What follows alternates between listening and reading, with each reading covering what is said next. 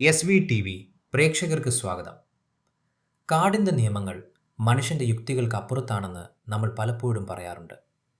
ഇന്ന് നമ്മൾ കേൾക്കാൻ പോകുന്നത് നീലഗിരിയുടെ അടിവാരത്തുള്ള മൊയാർ താഴ്വരയിൽ നടന്ന ഒരു പോരാട്ടത്തിൻ്റെ കഥയാണ്. ഇതിലെ നായകൻ ആർതർ എന്നൊരു ആംഗ്ലോ ഇന്ത്യൻ വേട്ടക്കാരനാണ്. ട്രോഫികൾക്കും വിനോദത്തിനും വേണ്ടി വന്യമൃഗങ്ങളെ കൊന്നിരുന്ന സാധാരണ നായാട്ടുകാരിൽ നിന്നും തികച്ചും വ്യത്യസ്തനായിരുന്നു അദ്ദേഹം. കാടിനെ അടുത്തറിഞ്ഞ അവിടുത്തെ കുറുമ്പ ആദിവാസികളെ സ്വന്തം കുടുംബമായി കണ്ടിരുന്ന മനുഷ്യൻ. അകാരണമായി മനുഷ്യനെ ആക്രമിക്കുന്ന നരഭോജികൾക്കും കൊലയാളി മൃഗങ്ങൾക്കും നേരെ മാത്രമാണ് ആർതർ തൻ്റെ ഡബിൾ ബാരൽ തോക്കുയർത്തിയിട്ടുള്ളത്. അനാവശ്യമായ വീരവാദങ്ങളില്ലാതെ ഒരു യഥാർത്ഥ വേട്ടക്കാരൻ്റെ കണ്ണിലൂടെ മൊയാറിലെ ആ കൊടുങ്കാട്ടിലേക്ക് നമുക്കൊന്ന് സഞ്ചരിക്കാം. നീലഗിരി മലനിരകളുടെ വടക്കൻ ചെരുവിൽ തമിഴ്നാടിനും കർണാടകയ്ക്കും ഇടയിലായി കിടക്കുന്ന വിശാലമായ വനമേഖലയാണ് മൊയാർ താഴ്വര. പശ്ചിമഘട്ടത്തിലെ മറ്റ് കാടുകളെ അപേക്ഷിച്ച് വരണ്ട ഭൂപ്രകൃതിയാണ് ഇവിടുത്തേത്. ഉണങ്ങിയ മുളംകൂട്ടങ്ങളും പൊടി നിറഞ്ഞ കാട്ടുപാതകളും കുത്തനെയുള്ള ഇറക്കങ്ങളും നിറഞ്ഞ പ്രദേശം. ഏപ്രിൽ മാസത്തിലെ കനത്ത ചൂടുള്ളൊരു പ്രഭാതം. എൻ്റെ ബംഗ്ലാവിൻ്റെ വരാന്തയിൽ തോക്ക് വൃത്തിയാക്കിക്കൊണ്ടിരിക്കുമ്പോഴാണ് മൊയാർ വനത്തിലുള്ള കുറുമ്പ ആദിവാസി ഗ്രാമത്തിൽ നിന്നും കെമ്പൻ എന്നൊരാൾ ഓടിയെത്തുന്നത്. വിയർപ്പിൽ കുടിച്ച അയാളുടെ മുഖത്ത് കൊടിയ ഭയമുണ്ടായിരുന്നു. മുൻപ് പലതവണ കാട്ടിൽ എനിക്ക് വഴികാട്ടിയായി വന്നിട്ടുള്ള ആളാണ് കെമ്പൻ. സായിപ്പേ, അവൻ ഞങ്ങളുടെ ഗ്രാമത്തിലിറങ്ങി കാളിയപ്പനെ കൊന്നു, 2 കുടിലുകളും തകർത്തു, കിതച്ചുകൊണ്ട് അയാൾ പറഞ്ഞു നിർത്തി. കഴിഞ്ഞ 3 ആഴ്ചയായി മൊയാർ താഴ്വരയെ ഭീതിയിലാഴ്ത്തിയ ഒരു ഒറ്റയാനെക്കുറിച്ചാണ് അയാൾ പറയുന്നത്. കാട്ടാനകൾ സാധാരണ ഗ്രാമങ്ങളിൽ ഇറങ്ങുന്നത് കൃഷിയോ വാഴയോ നശിപ്പിക്കാനാണ്. എന്നാൽ ഈ ഒറ്റയാൻ തികച്ചും വ്യത്യസ്തനാണ്. ഇരുണ്ട് കറുത്ത നിറമുള്ള ഈ കൊമ്പൻ കൃഷിയിടങ്ങളെ സ്പർശിക്കാറില്ല. പകരം മനുഷ്യൻ്റെ ഗന്ധം പിടിച്ച് കുടിലുകൾക്ക് നേരെ പാഞ്ഞെടുക്കുകയും കാണുന്ന മനുഷ്യരെ അകാരണമായി ആക്രമിക്കുകയും ചെയ്യുന്നു. സാധാരണ മൃഗങ്ങളിൽ നിന്നും വ്യത്യസ്തമായി മനുഷ്യൻ്റെ രക്തം രുചിച്ച വന്യമായ പകയുള്ള ഒരു കൊലയാളി. ഞാൻ ഒട്ടും സമയം കളയാതെ എൻ്റെ വിശ്വസ്തമായ പോയിൻ്റ് 470 നൈട്രോ എക്സ്പ്രസ് റൈഫിളും വെടിയുണ്ടകളും എടുത്ത് കെമ്പറൊപ്പം താഴ്വരയിലേക്ക് തിരിച്ചു. ഉച്ചയോടെ ഞങ്ങൾ കുറുമ്പരുടെ ഗ്രാമത്തിലെത്തി. തകർക്കപ്പെട്ട കുടിലിന് ചുറ്റും ഗ്രാമീണർ ഭയത്തോടെ നിൽപ്പുണ്ടായിരുന്നു. ഞാൻ തോക്ക് കെമ്പനെ ഏൽപ്പിച്ച് കുടിലിന് സമീപത്തെ മണ്ണ് പരിശോധിക്കാൻ തുടങ്ങി. മൃഗങ്ങളെ ട്രാക്ക് ചെയ്യുന്ന ഒരു വേട്ടക്കാരനെ സംബന്ധിച്ച് കാൽപ്പാടുകൾ എന്നത് വെറുമൊരു അടയാളമല്ല, മറിച്ച് ആ മൃഗത്തിൻ്റെ ചരിത്രം മുഴുവൻ വായിച്ചെടുക്കാൻ കഴിയുന്ന ഒരു പുസ്തകമാണ്. ഉണങ്ങിയ മണ്ണിൽ ആ ഒറ്റയാൻ്റെ കാൽപ്പാടുകൾ വളരെ വ്യക്തമായി പതിഞ്ഞിട്ടുണ്ടായിരുന്നു. ഞാൻ മുൻകാലിൻ്റെ പാദം സൂക്ഷ്മമായി അളന്നു. ഇന്ത്യൻ കാട്ടാനകളുടെ ഒരു പ്രത്യേകതയുണ്ട്. അവയുടെ മുൻകാലിൻ്റെ കാൽപാദത്തിൻ്റെ ചുറ്റളവിനെ 2 കൊണ്ട് ഗുണിച്ചാൽ ആനയുടെ ഏകദേശ ഉയരം കൃത്യമായി ലഭിക്കും. അളവുകൾ വെച്ച് നോക്കുമ്പോൾ 9.5 അടിയോളം ഉയരമുള്ള നല്ല കരുത്തുള്ള ഒരു കൊമ്പനാണത്. അടുത്തതായി ഞാൻ ശ്രദ്ധിച്ചത് ആ കാൽപ്പാടുകളിലെ നഖങ്ങളുടെ അടയാളമാണ്. മുൻകാലിലെ നഖങ്ങൾ മണ്ണിലമർന്ന പാടുകളിൽ ചെറിയ വിള്ളലുകൾ കാണാമായിരുന്നു. പ്രായം കുറഞ്ഞ ആനകളുടെ നഖങ്ങൾ മിനുസമുള്ളതായിരിക്കും. ഈ വിള്ളലുകൾ സൂചിപ്പിക്കുന്നത് അവന് ചുരുങ്ങിയത് 50 വയസ്സിന് മുകളിൽ പ്രായമുണ്ടെന്നാണ്. പ്രായം കൂടുന്തോറും ആനകളുടെ ബുദ്ധിശക്തിയും തന്ത്രങ്ങളും മനുഷ്യനേക്കാൾ മുകളിലാകും. കുടിലിൻ്റെ അവശിഷ്ടങ്ങൾക്കിടയിൽ നിന്നും ഞാൻ ഒരു പിടി മണ്ണെടുത്ത് വിരലുകൾക്കിടയിലൂടെ താഴേക്കിട്ടു. കാറ്റിൻ്റെ ദിശ മാക്കാനാണിത്. മൊയാറിലെ ചൂടുള്ള കാറ്റ് താഴ്വരയുടെ ഉള്ളിലേക്കാണ് വീശുന്നത്. ആന പോയതും അതേ ദിശയിലേക്കാണ്. അവൻ പോയിട്ട് അധിക നേരമായിട്ടില്ല കെമ്പ. കാട്ടുപാതയിലെ ഉണങ്ങിയ മുളയിലകളിൽ പുരണ്ട ഈർപ്പമുള്ള ആനപ്പിണ്ടം ചൂണ്ടിക്കൊണ്ട് ഞാൻ പറഞ്ഞു. അതിൽ നിന്നും അപ്പോഴും നേരിയ ചൂട് പുറത്തു വരുന്നുണ്ടായിരുന്നു. ഞാൻ റൈഫിളിലേക്ക് 2 വലിയ വെടിയുണ്ടകൾ തിരുവി സേഫ്റ്റി ക്യാച്ച് മാറ്റി. വരണ്ട മുളങ്കൂട്ടങ്ങൾക്കിടയിലൂടെ ആ കൊമ്പൻ കാടിൻ്റെ ഉള്ളിലേക്ക് പോയ വഴി വളരെ വ്യക്തമായിരുന്നു. ഉണങ്ങിയ പുല്ലുകൾ ചവിട്ടി ശബ്ദമുണ്ടാക്കാതെ ഞങ്ങൾ പതുക്കെ മുന്നോട്ട് നടന്നു. മൊയാറിലെ ഉണങ്ങിയ കാറ്റ് വിയർപ്പിനെ വേഗത്തിൽ വട്ടിച്ചുകൊണ്ടിരുന്നു. ഏതാണ്ട് 2 മൈലോളം ഞങ്ങൾ ആ കാൽപ്പാടുകൾ പിന്തുടർന്നു. പെട്ടെന്ന് മുൻപിൽ നടന്നിരുന്ന കെമ്പൻ പെട്ടെന്ന് നിന്ന് കൈയുയർത്തി എന്നെ തടഞ്ഞു. അവൻ കാട്ടുപാതയിലെ മണ്ണിലേക്ക് വിരൽ ചൂണ്ടി നിശ്ചലനായി നിന്നു. ഞാൻ മുന്നോട്ട് വന്ന് ആ മണ്ണിലേക്ക് നോക്കി. എൻ്റെ ഉള്ളൊന്നു കാളി. ഇതുവരെ കാടിൻ്റെ ഉള്ളിലേക്ക് പോയിരുന്ന ആ കാൽപ്പാടുകൾ അവിടെ അവസാനിക്കുകയാണ്. പകരം അവിടെ വെച്ച് തിരിഞ്ഞ് ഞങ്ങൾ നിൽക്കുന്ന ദിശയിലേക്ക് തന്നെ അവൻ തിരികെ നടന്നതിൻ്റെ പാടുകൾ. സായിപ്പേ, അവൻ നമ്മളെ വളയുകയാണ്, കെമ്പൻ വളരെ നേർത്ത ശബ്ദത്തിൽ മന്ത്രിച്ചു. ഒറ്റയാൻ എങ്ങോട്ടും പോയിട്ടില്ല. അവൻ കാറ്റിൻ്റെ ഗതി മനസ്സിലാക്കി ഞങ്ങളെ കാത്ത് ഈ മുളങ്കൂട്ടങ്ങൾക്കിടയിൽ എവിടെയോ പതുങ്ങിയിരിപ്പുണ്ട്. കാട്ടുപാതയിലെ ആ ഇളകിയ മണ്ണിലേക്ക് നോക്കി നിൽക്കുമ്പോൾ ഒരു വന്യമൃഗം മനുഷ്യൻ്റെ യുക്തികളെ എത്രത്തോളം അനായാസമായി മറികടക്കുന്നു എന്ന് ഞാൻ ചിന്തിക്കുകയായിരുന്നു. മുൻപോട്ട് പോയ കാൽപ്പാടുകൾ പെട്ടെന്ന് അവസാനിക്കുകയും അവിടെ നിന്നും ഞങ്ങൾക്ക് നേരെ തിരികെ വരുന്ന പാടുകൾ തുടങ്ങുകയും ചെയ്തിരിക്കുന്നു. ഞാൻ വളരെ സാവധാനം മുട്ടുകുത്തിയിരുന്ന് ആ പാടുകൾ സൂക്ഷ്മമായി പരിശോധിച്ചു. അതെന്നെ വല്ലാതെ അത്ഭുതപ്പെടുത്തി. അവൻ കാട്ടുപാതയിൽ വെറുതെ തിരികെ നടക്കുകയായിരുന്നില്ല. മുൻപോട്ട് പോയ അതേ കാൽപ്പാടുകൾക്ക് മുകളിലൂടെ തന്നെ വളരെ കൃത്യമായി അവൻ പുറകോട്ട് നടക്കുകയായിരുന്നു. ഒരു ആനയെ സംബന്ധിച്ച് ഇത് വളരെ അപൂർവവും ശ്രമകരവുമായ ഒരു കാര്യമാണ്. തന്നെ പിന്തുടരുന്ന വേട്ടക്കാരൻ്റെ ട്രാക്കിംഗ് അവസാനിപ്പിക്കാനും അവനെ കബളിപ്പിച്ച് വഴിതെറ്റിക്കാനും വേണ്ടി പ്രായം ചെന്ന ബുദ്ധിമാന്മാരായ ആനകൾ പ്രയോഗിക്കുന്ന വലിയൊരു തന്ത്രമാണിത്. ഏതാണ്ട് 20 വാരയോളം അവൻ തൻ്റെ തന്നെ കാൽപ്പാടുകളിലൂടെ പുറകോട്ട് നടന്നിട്ടുണ്ട്. അതിനുശേഷം ആ പാടുകൾ പെട്ടെന്ന് കാട്ടുപാതയുടെ വലതുവശത്തുള്ള ഇടതൂർന്ന മുളങ്കൂട്ടങ്ങളിലേക്ക് തിരിഞ്ഞു പോകുന്നു. അവൻ ഈ കാട്ടുപാതയിലില്ല കെമ്പ. അവൻതാ ആ മുളങ്കൂട്ടത്തിനുള്ളിലേക്ക് കയറി. നമ്മൾ ഈ വഴി വരുന്നത് കാത്ത് അവനവിടെ പതുങ്ങിയിരിപ്പുണ്ട്. ഞാൻ വളരെ പതുക്കെ പറഞ്ഞു. കെമ്പൻ്റെ മുഖത്തെ ഭയം വർദ്ധിച്ചു. മൊയാറിലെ മുളങ്കൂട്ടങ്ങളെന്ന് പറയുന്നത് ഒരു മനുഷ്യനെ കഷ്ടിച്ച് നുഴഞ്ഞു കയറാൻ മാത്രം കഴിയുന്നത്ര തിങ്ങി നിറഞ്ഞവയാണ്. അതിനുള്ളിൽ കയറി ഒരു കൊമ്പനെ നേരിടുക എന്നത് ആത്മഹത്യയ്ക്ക് തുല്യമാണ്. അതിനേക്കാൾ വലിയൊരു അപകടം അപ്പോൾ സംഭവിച്ചുകൊണ്ടിരിക്കുകയായിരുന്നു. കാറ്റ്. മുൻപ് താഴ്വരയുടെ ഉള്ളിലേക്ക് വീശിക്കൊണ്ടിരുന്ന കാറ്റിൻ്റെ ഗതി ഇപ്പോൾ മാറിയിരിക്കുന്നു.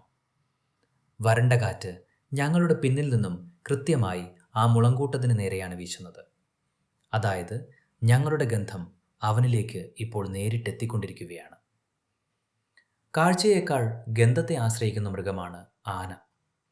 മനുഷ്യൻ്റെ ഗന്ധം കാറ്റിലൂടെ ലഭിച്ചാൽ അദൃശ്യനായ ഒരു കൊലയാളിയെപ്പോലെ അവൻ ആ മുളങ്കൂട്ടത്തിൽ നിന്നും ഞങ്ങൾക്ക് നേരെ പാഞ്ഞെടുക്കും. നമുക്കിവിടെ നിൽക്കാൻ കഴിയില്ല. പതുക്കെ പുറകോട്ട് നടക്കുക. ഉണങ്ങിയ ഇലകളിൽ ചവിട്ടരുത്. ഞാൻ കെമ്പന് നിർദ്ദേശം നൽകി. റൈഫിൾ തോളോട് ചേർത്ത് പിടിച്ച് ഞാൻ വളരെ സാവധാനം പുറകോട്ട് ചുവടുവെച്ചു. എൻ്റെ കണ്ണുകൾ ആ മുളങ്കൂട്ടത്തിൽ നിന്നും ഒരൽപ്പം പോലും മാറിയിരുന്നില്ല. കാട് ശ്വാസമടക്കി പിടിച്ചതുപോലെയുള്ള നിശബ്ദതയിലായിരുന്നു. ചൂടുകാറ്റിൽ ഉണങ്ങിയ മുളയിലകൾ പരസ്പരം ഉരയുന്ന നേർത്ത ശബ്ദം മാത്രം. പെട്ടെന്ന് ആ മുളങ്കൂട്ടത്തിൻ്റെ ഏറ്റവും ഉള്ളിൽ നിന്നും ഉണങ്ങിയ ഒരു മുള പൊട്ടുന്ന ശബ്ദം കേട്ടു. ഞാൻ ശില പോലെ നിശ്ചലമായി നിന്നു. ആനകൾ സാധാരണ കാട്ടിലൂടെ നടക്കുമ്പോൾ വലിയ ശബ്ദങ്ങൾ ഉണ്ടാക്കാറില്ല. അവർ ഇര തേടുമ്പോഴോ അല്ലെങ്കിൽ ഇലകൾ പറിച്ചെടുക്കുമ്പോഴോ ആണ് ഇത്തരം ശബ്ദങ്ങൾ ഉണ്ടാകുക. എന്നാൽ ഇവിടെ അതല്ല സംഭവിക്കുന്നത്. മനുഷ്യൻ്റെ ഗന്ധം ലഭിച്ചവൻ ഞങ്ങൾ എവിടെയാണെന്ന് കൃത്യമായി മനസ്സിലാക്കാൻ വേണ്ടി തൻ്റെ ശരീരം ആ മുളങ്കൂട്ടങ്ങൾക്കിടയിലൂടെ പതുക്കെ തിരിക്കുകയാണ്.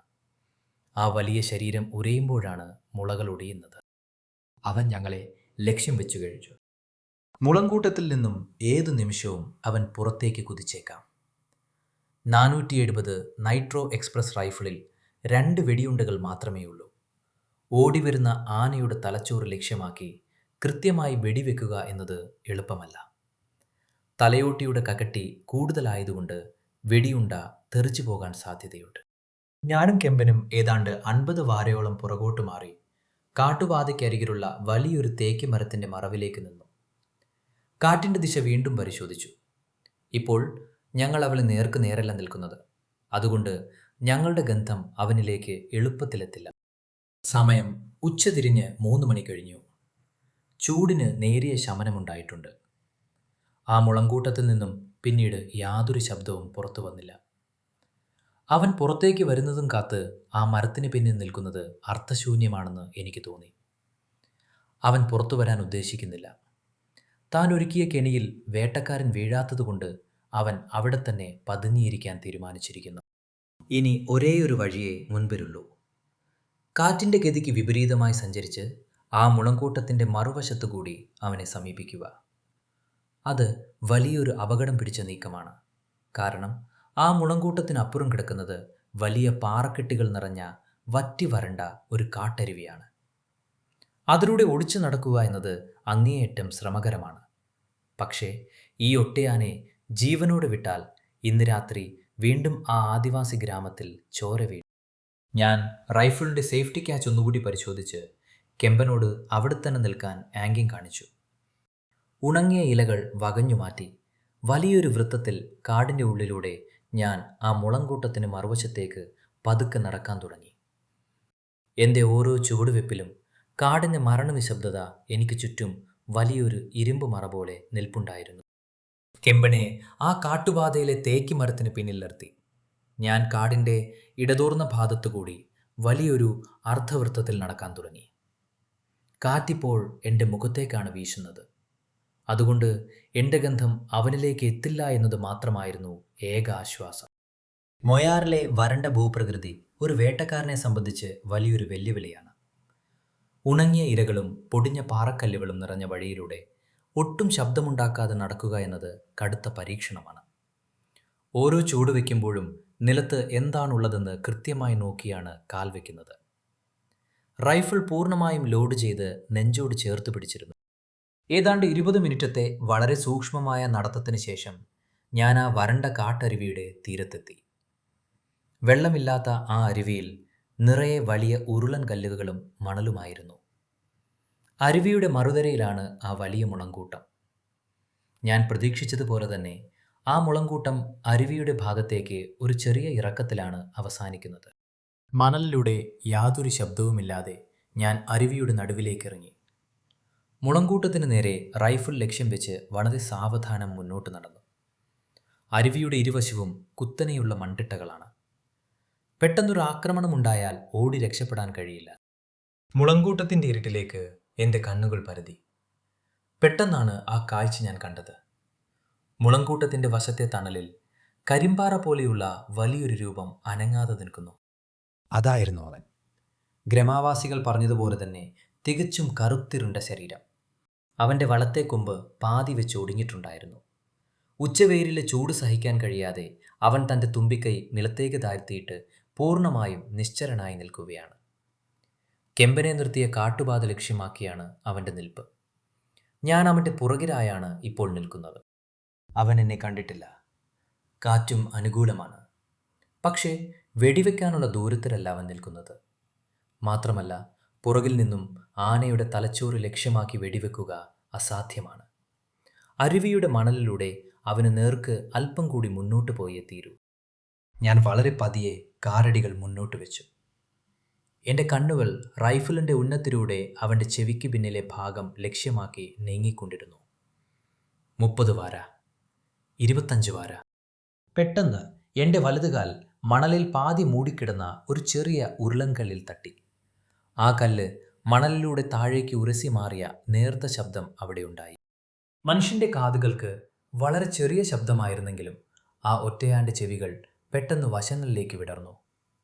കാട്ടുപാതയിലേക്ക് നോക്കി നിന്നിരുന്ന അവൻ വളരെ സാവധാനം ആ അരുവിയുടെ നേർക്ക് തിരിഞ്ഞു. മനുഷ്യൻ്റെ സാന്നിധ്യം അവൻ തിരിച്ചറിഞ്ഞിരിക്കുന്നു. മുളങ്കൂട്ടം വകഞ്ഞു മാറ്റി അവൻ അരുവിയുടെ തുറസായ സ്ഥലത്തേക്ക് പതുക്കെ ഇറങ്ങി വന്നു. വല്ലാത്തൊരു പക നിറഞ്ഞ ചെറിയ കണ്ണുകളായിരുന്നു അവന്. തുമ്പിക്കൈ നിലത്തുനിന്നും അല്പം ഉയർത്തി വായുവിലെ ഗന്ധം പിടിച്ചെടുക്കാൻ അവൻ ശ്രമിച്ചു. എന്നെ കണ്ടയുടനെ അവൻ പാഞ്ഞെടുക്കുമെന്നാണ് ഞാൻ കരുതിയത്. എന്നാൽ അവൻ നിന്ന നിൽപ്പിൽ എന്നെ തന്നെ ഉറ്റുനോക്കി നിന്നു. ഇത്രയും നേരം അവൻ കാത്തിരുന്ന വേട്ടക്കാരൻ തനിക്ക് മുൻപിൽ നിൽക്കുന്നത് കണ്ട് അവൻ അടുത്ത തന്ത്രം ആലോചിക്കുകയായിരുന്നു. മറഞ്ഞു നിൽക്കാൻ ഒരു മരമോ പാറയോ ഇല്ലാത്ത ആ വരണ്ട നദിക്കരയിൽ ഞാനും ആ ഒറ്റയാനും നേർക്കുനേർ വന്നു. എനിക്കും അവനുമിടയിൽ ഇനി ഒരൊറ്റ കുതിപ്പിൻ്റെ ദൂരം മാത്രം. എൻ്റെ വിരലുകൾ റൈഫിളിൻ്റെ കാഞ്ചിയിൽ പൂർണ്ണമായും അമർന്നു. ആ വരണ്ട നദിക്കരയിൽ ഞാനും ആ ഒറ്റയാനും നേർക്കുനേർ നിൽക്കുന്ന നിമിഷം അവന് ചുറ്റും കനത്ത മൗനം. എൻ്റെ തൊണ്ട വറ്റി വരണ്ടുപോയിരുന്നു. എങ്കിലും റൈഫിളിൻ്റെ ബാരൽ ഒരൽപ്പം പോലും കുലുങ്ങാതെ ഞാൻ ലക്ഷ്യമുറപ്പിച്ചു. അവൻ തൻ്റെ വലിയ തുമ്പിക്കൈ നിലത്തേക്ക് ശക്തിയായി ആഞ്ഞടിച്ചു. അത് അരുവിയുടെ മണലിൽ ആഴത്തിൽ കുഴിയുണ്ടാക്കി. ഒരു മുന്നറിയിപ്പ്. അവൻ എന്നെ ഭയപ്പെടുത്താൻ ശ്രമിക്കുകയാണ്. എന്നാൽ അവന് തെറ്റി. ആർതർ എന്ന വേട്ടക്കാരൻ ഇത്തരം മുന്നറിയിപ്പുകൾക്ക് മുന്നിൽ പതറുന്നവനായിരുന്നില്ല. അവന് മുൻപിൽ നിൽക്കുന്നത് ഒരു സാധാരണ ആനയല്ല, മറിച്ച് മനുഷ്യന്റെ ചോര രുചിച്ച കൊലയാളിയാണ് എന്നെനിക്ക് കൃത്യമായി അറിയാമായിരുന്നു.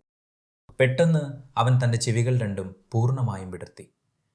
കാട്ടാനകൾക്ക് മുന്നിലേക്ക് പാഞ്ഞെടുക്കാൻ കഴിയാത്ത സാഹചര്യത്തിൽ അവയുടെ ചെവികൾ വശങ്ങളിലേക്ക് വിടർത്തി വായുവിൽ വലിയൊരു രൂപം പ്രകടിപ്പിക്കും. അത് കാണുമ്പോൾ നമ്മൾ പേടിച്ചു പോകണമെന്നാണ് അവൻ ആഗ്രഹിക്കുന്നത്. ഞാൻ റൈഫിളിൻ്റെ ഉന്നം അവൻ്റെ കണ്ണുകൾക്കല്പം മുകളിലായി നെറ്റിത്തറത്തിൻ്റെ മധ്യഭാഗത്തേക്ക് ക്രമീകരിച്ചു. അവൻ കുതിക്കാൻ തയ്യാറെടുത്തു. അവൻ്റെ പിൻകാലുകൾ മണലിൽ ഉറപ്പിച്ചു. തൊട്ടടുത്ത നിമിഷം ഭൂമി കുലുങ്ങുന്ന ശബ്ദത്തോടെ അവൻ എനിക്ക് നേരെ പാഞ്ഞെടുത്തു. മണലിലൂടെ ആ വലിയ ശരീരം പാഞ്ഞു വരുമ്പോൾ മണൽക്കാറ്റ് പോലെ പൊടിപടലങ്ങൾ ഉയർന്നു. അവൻ എൻ്റെ തൊട്ടടുത്തേക്കെത്തിയ ആ സെക്കൻഡിൽ ഞാൻ കാഞ്ചി വലിച്ചു. റൈഫിളിൻ്റെ ആ വെടിയൊച്ച മൊയാർത്താഴ് വരയിൽ ഇടിമുഴക്കം പോലെ മുഴങ്ങി. വെടിയുണ്ട കൃത്യമായി അവന് നെറ്റിത്തറത്തിൽ തറച്ചു. ആ വലിയ ആഘാതത്തിൽ ആനയുടെ മുൻഭാഗമൊന്നും മറിഞ്ഞു. എന്നാൽ അവൻ താഴെ വീണില്ല. പകരം അസാധാരണമായ ആത്മവിശ്വാസത്തോടെയും വേദനയോടെയും അവൻ തലയാട്ടി മുന്നോട്ട് തന്നെ കുതിച്ചു. വെടിയുണ്ട തലയോട്ടിയിൽ തട്ടി തെറിച്ചുപോയിരിക്കുന്നു. അവൻ്റെ തലയോട്ടിക്ക് സാധാരണ ആണകളേക്കാൾ കട്ടി കൂടുതലായിരുന്നു. എൻ്റെ കൈകളൊന്ന് വിറച്ചു. തോക്കിലെ രണ്ടാമത്തെ വെടിയുണ്ട കൂടി ലക്ഷ്യം തെറ്റിയാൽ പിന്നെ എനിക്ക് രക്ഷപ്പെടാൻ കഴിയില്ല. അവൻ എൻ്റെ വെറും 10 അടി ദൂരത്തിലെത്തിക്കഴിഞ്ഞു. ആ വലിയ തുമ്പിക്കൈ എനിക്ക് മുകളിലേക്ക് ഉയർന്നു. മരണം തൊട്ടരികിൽ. ഞാൻ രണ്ടാമത്തെ തിര കൂടി ലോഡ് ചെയ്ത് അവൻ്റെ തുമ്പിക്കൈക്ക് താഴെയുള്ള മൃദുവായ ഭാഗത്തേക്ക് കൃത്യം കഴുത്തിലേക്ക് ലക്ഷ്യം വെച്ചു. അവൻ്റെ തുമ്പിക്കൈ എന്നെ തട്ടിത്തെറിപ്പിക്കാൻ വീശിയ ആ നിമിഷം ഞാൻ കാഞ്ചി വലിച്ചു. വെടിയുണ്ട അവൻ്റെ കഴുത്തിൻ്റെ വശത്തുകൂടി തുളച്ചുകയറി.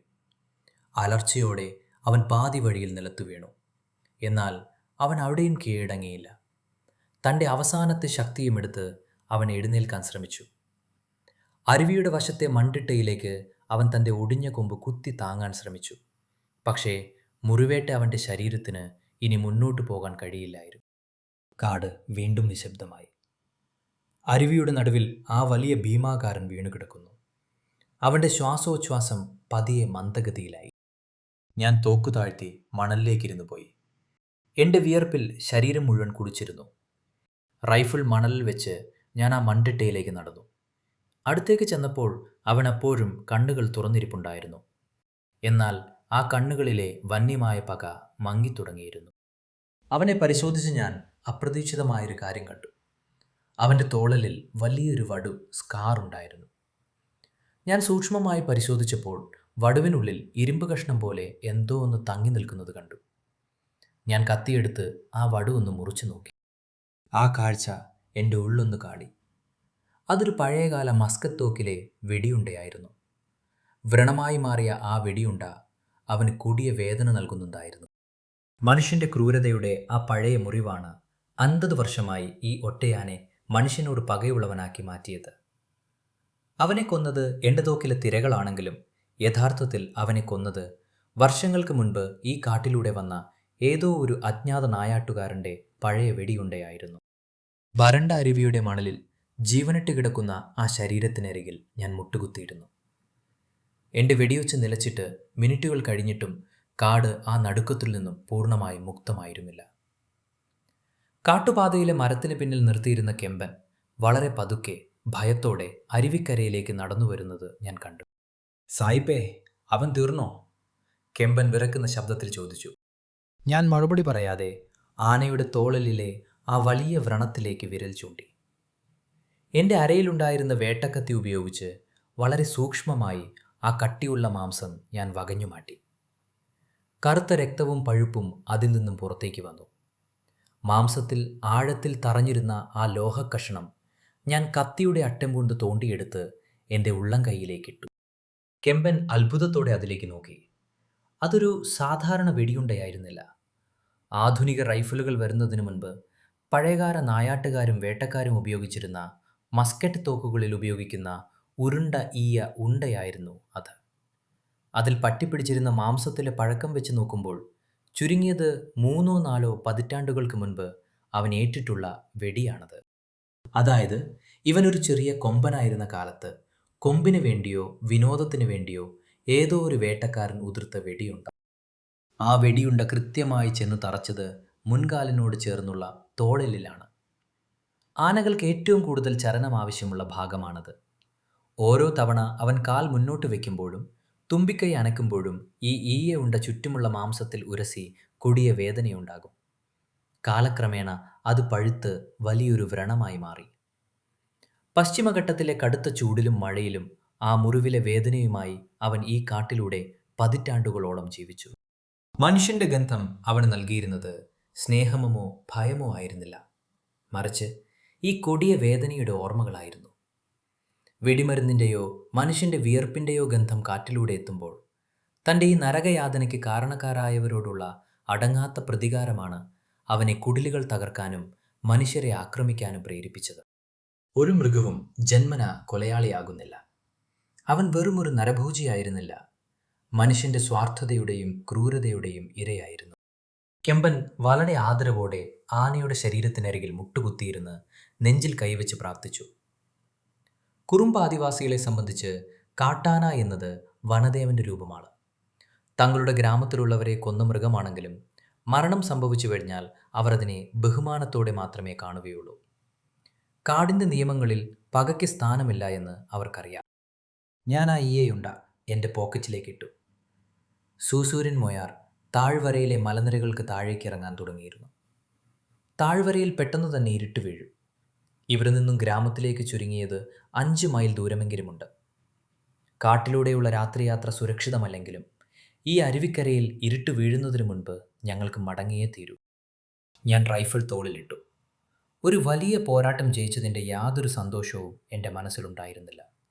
പകരം മനുഷ്യൻ പ്രകൃതിയോട് ചെയ്യുന്ന വലിയ പാപങ്ങളുടെ ഭാരം എൻ്റെ ഉള്ളിൽ വല്ലാതെ നിറഞ്ഞു നിന്നിരുന്നു. അരുവിക്കരയിലെ ഇരുട്ട് ഞങ്ങൾ പ്രതീക്ഷിച്ചതിനേക്കാൾ വേഗത്തിലാണ് ഞങ്ങളെ വലയം ചെയ്തത്. കാട്ടുപാതകളിലെ മരങ്ങൾക്കിടയിലൂടെ കോടമഞ്ഞ് അരിച്ചുകയറാൻ തുടങ്ങിയിരുന്നു. ഞാൻ തോളോളിലിട്ടിരുന്ന റൈഫിളിൻ്റെ ഭാരം അപ്പോൾ എനിക്ക് വലിയൊരു ബാധ്യതയായി തോന്നി. മരിച്ച ആ വലിയ കൊമ്പൻ്റെ രൂപം എൻ്റെ മനസ്സിൽ നിന്നും വിട്ടുമാറുന്നതായിരുന്നില്ല. കെമ്പൻ വളരെ സാവധാനം മുന്നിൽ നടന്നു. ഞങ്ങളുടെ ടോർച്ചുകളുടെ വെളിച്ചം കാടിൻ്റെ ഇരുട്ടിൽ വെറും ചെറിയൊരു വട്ടം മാത്രമായി ഒതുങ്ങി. രാത്രിയിലെ കാട് പകൽ നേരത്തേക്കാൾ എത്രയോ വ്യത്യസ്തമാണ്. ഓരോ ഇല അനങ്ങുന്ന ശബ്ദവും കാട്ടുകോഴികളുടെ അസ്വസ്ഥമായ കരച്ചിലും ഒരു നായാട്ടുകാരൻ്റെ പോലും നെഞ്ചിടിപ്പ് കൂട്ടും. ഏതാണ്ട് 2 മണിക്കൂർ നീണ്ട കഠിനമായ യാത്രയ്ക്ക് ശേഷം ഞങ്ങൾ ഗ്രാമത്തിൻ്റെ അതിർത്തിയിലെത്തി. ഗ്രാമത്തിലെ കുടിലുകളിൽ നിന്നും ഉയരുന്ന മങ്ങിയ തീവട്ടങ്ങളുടെ വെളിച്ചം അകലെ നിന്ന് തന്നെ കാണാമായിരുന്നു. ഗ്രാമവാസികൾ ഞങ്ങളെയും കാത്ത് വഴിയരികിൽ തന്നെയുണ്ടായിരുന്നു. ഞങ്ങൾ എത്തുന്നതും കണ്ട് അവർ ഒന്നടങ്കം എഴുന്നേറ്റു. കെമ്പൻ എന്നോട് എന്തെങ്കിലും പറയുമെന്ന് ഞാൻ കരുതിയെങ്കിലും അവൻ നിശബ്ദനായി തലകുനിച്ചു നിന്നു. ഗ്രാമത്തിൻ്റെ നടുവിൽ പന്തം വെളിച്ചത്തിൽ ആളുകൾ തിങ്ങി നിന്നിരുന്നു. അവരുടെ മുഖത്ത് ഭയത്തേക്കാളുപരി വല്ലാത്തൊരു ശൂന്യതയായിരുന്നു. ഞാൻ പോക്കറ്റിൽ നിന്നും ആ പഴയ ഈയ ഉണ്ടയെടുത്ത് അവരുടെ മുൻപിലേക്ക് നീട്ടി. ഇതാണ് നിങ്ങളുടെ ഗ്രാമത്തിൽ ചോര വീഴ്ത്തിയവൻ്റെ പകയുടെ കാരണം, ഞാൻ ഗൗരവത്തോടെ പറഞ്ഞു. ആ പഴയ വെടിയുണ്ട കണ്ട് ആദിവാസി മൂപ്പൻ അത് കയ്യിലെടുത്ത് നോക്കി. അദ്ദേഹം അത് തിരിച്ചറിഞ്ഞു. വർഷങ്ങൾക്ക് മുൻപ് മൊയാർ താഴ്വരയിൽ നായാട്ടിന് വന്നിരുന്ന ഏതോ പുറം നാട്ടുകാരൻ വെടിവെച്ച ആനയുടെ കഥ അദ്ദേഹം പതുക്കെ ഓർത്തെടുത്തു. അന്ന് ആനയുടെ തോളിൽ വെടിയേറ്റ് അവൻ കാട്ടിലേക്ക് ഓടിപ്പോയത് അവർ ഓർക്കുന്നുണ്ടായിരുന്നു. പിൽക്കാലത്ത് മുറിവ് ഉണങ്ങാതെ ആ വേദനയിൽ ഭ്രാന്ത് പിടിച്ചാണ് അവൻ മനുഷ്യരെ ആക്രമിക്കാൻ തുടങ്ങിയത്. ഗ്രാമവാസികൾക്കിടയിൽ പെട്ടെന്ന് വലിയൊരു നിശബ്ദത പടർന്നു. തങ്ങളുടെ ഗ്രാമത്തിലെ മരണങ്ങൾക്ക് ഉത്തരവാദി ആ കൊമ്പനല്ല, മറിച്ച് വർഷങ്ങൾക്ക് മുൻപ് ഈ കാട്ടിലൂടെ കടന്നുപോയ ഏതോ ഒരു മനുഷ്യൻ്റെ ക്രൂരതയാണെന്ന് അവർക്ക് ബോധ്യപ്പെട്ടു. അവിടെ പ്രതികാരത്തിന് സ്ഥാനമില്ലായിരുന്നു. ആ വലിയ ജീവൻ്റെ മരണത്തിൽ അവർക്കൊരുതരം കുറ്റബോധം തോന്നി തുടങ്ങി. ആർക്കും ആഘോഷിക്കാൻ തോന്നിയില്ല. ഒരു വലിയ ആപത്ത് ഒഴിഞ്ഞുപോയതിൻ്റെ ആശ്വാസത്തേക്കാൾ പ്രകൃതിയുടെ വലിയൊരു നഷ്ടത്തിൻ്റെ സങ്കടമായിരുന്നു അവിടെ. അന്ന് രാത്രി ഗ്രാമത്തിലെ ഒരു കുടിലിൻ്റെ വരാന്തയിൽ ഞാൻ ചുരുണ്ടുകൂടി കിടന്നു. മുകളിൽ കാട്ടിൽ നിന്നും വീശിയടിച്ച തണുത്ത കാറ്റ് ആനയുടെ ചിന്നംവിളി പോലെ എനിക്ക് തോന്നി. ഉറക്കം എൻ്റെ കണ്ണുകളിലേക്ക് വന്നില്ല. മൊയാർ താഴ്വരയിലെ ആ കൊമ്പൻ്റെ കഥ ഇവിടെ അവസാനിക്കുകയാണെങ്കിലും മനുഷ്യനും മൃഗവും തമ്മിലുള്ള ഈ സംഘർഷം തുടർന്നുകൊണ്ടേയിരിക്കും. നമ്മൾ ആയുധങ്ങളുമായി കാടുകൾ കയറുമ്പോൾ വെടിയുണ്ടകൾ മൃഗങ്ങളുടെ ശരീരത്തിൽ മാത്രമല്ല, പ്രകൃതിയുടെ ബാലൻസിലും വലിയൊരു മുറിവുണ്ടാക്കുന്നുണ്ട്. ഈ ഒറ്റയാൻ നമ്മൾ മനുഷ്യർക്ക് നൽകിയ പാഠം വളരെ വലുതാണ്. പിറ്റേ ദിവസം പുലർച്ചെ മൊയാർ താഴ്വരയിൽ പതിവില്ലാത്ത വിധം കനത്ത മൂടൽമഞ്ഞ് നിറഞ്ഞിരുന്നു. ആന മരിച്ചു കിടക്കുന്ന അരുവിക്കരയിലേക്ക് പോയി അവൻ്റെ അവസാന കർമ്മങ്ങൾ ചെയ്യണമെന്ന് ഞാൻ ആദിവാസികളോട് പറഞ്ഞു. ഒരു വേട്ടക്കാരൻ എന്ന നിലയിൽ എനിക്ക് അത്യാവശ്യമായിരുന്നു ആ വലിയ ശരീരത്തെ കാടിന് തന്നെ തിരികെ നൽകുക എന്നത്. ഞങ്ങൾ അരുവിക്കരയിലെത്തിയപ്പോൾ കാട് അങ്ങേയറ്റം ശാന്തമായിരുന്നു. ആകാശത്ത് കഴുകന്മാർ വട്ടമിട്ട് പറക്കാൻ തുടങ്ങിയിരുന്നു. ആനയുടെ ശരീരത്തിന് മുകളിൽ വിറകുകൾ അടുക്കി വെച്ച് ഞങ്ങൾ തീ കൊളുത്തി. മരങ്ങൾക്കിടയിലൂടെ ഉയർന്നു പൊങ്ങിയ പുക മൊയാറിൻ്റെ ആകാശത്തേക്ക് ഒരു പ്രാർത്ഥന പോലെ ഉയർന്നു. മണലിൽ മുട്ടുകുത്തിയിരുന്ന് ഞാൻ ആ പഴയ ഉണ്ട കയ്യിലെടുത്തു. ഈ ചെറിയ ലോഹകഷ്ണം 50 വർഷക്കാലം ഒരു ജീവൻ്റെ വിധി തീരുമാനിച്ചു. എത്രയോ കാടുകൾ അവൻ പിന്നിട്ടുണ്ടാകണം.